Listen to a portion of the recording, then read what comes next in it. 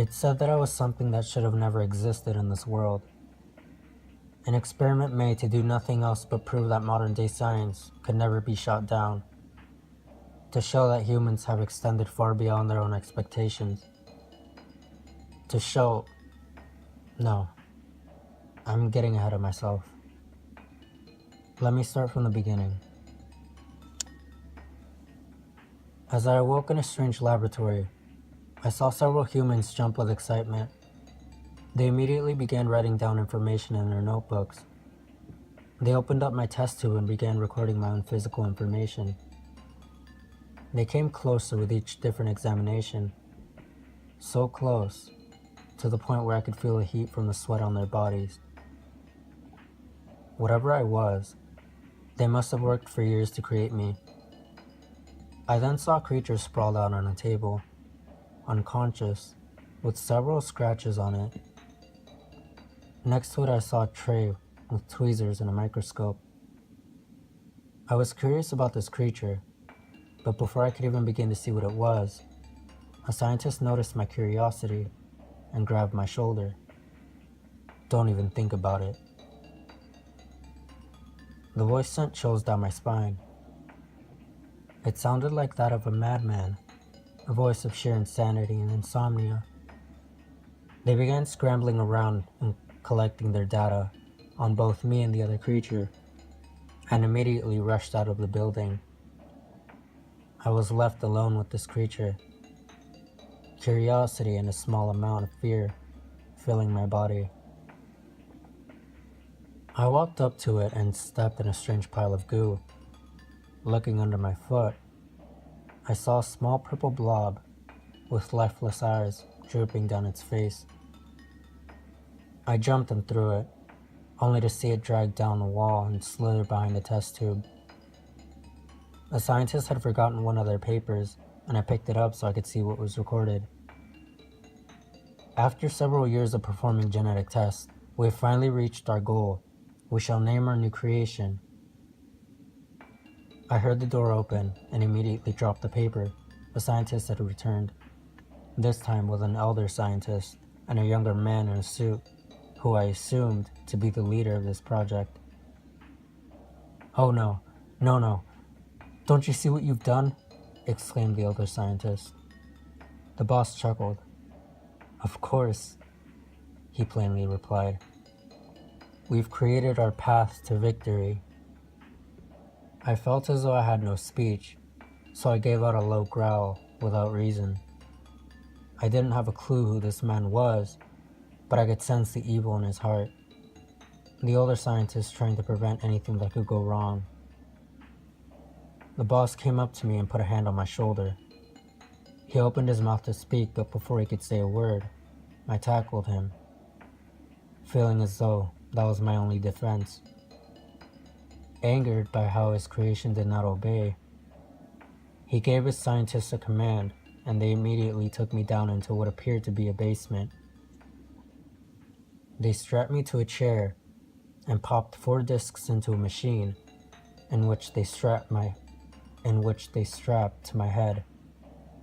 I felt myself getting stronger, yet weaker in an odd way. Almost as if every time I felt more powerful, I forgot simple tasks, such as tackling and shouting.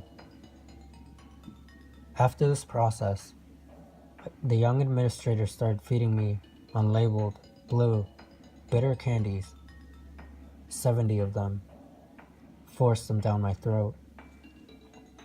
I began to feel more powerful and independent with each candy given to me, and as the 7th and final candy was forced down my throat, they released me from my prison. I looked around at the scientists around me, looking at how these candies affected my physical abilities and strength. I felt invincible, as though nothing could stop me, as though I was created to be God himself. Before the scientists could do one final experiment on me, I looked at one of them, and almost immediately, he held his head while his ears began to bleed uncontrollably. He died only a few minutes later. As the other scientists tried to mob me, I simply drew several sharp objects in the shape of stars out of my hand and brutally cut their arms. One scientist successfully stabbed me, and I simply put a hand over the fresh wound and it healed instantly. I killed him the same way I'd killed the first scientist. My creator fled,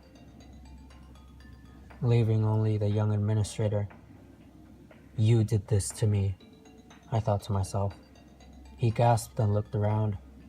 "Who said that?" he asked, then looked at me. "Oh, it was you. You're psychic, I see," he grinned after the statement, but the grin simply faded to seriousness. "I'm aware I can't keep you here. We've made you too strong."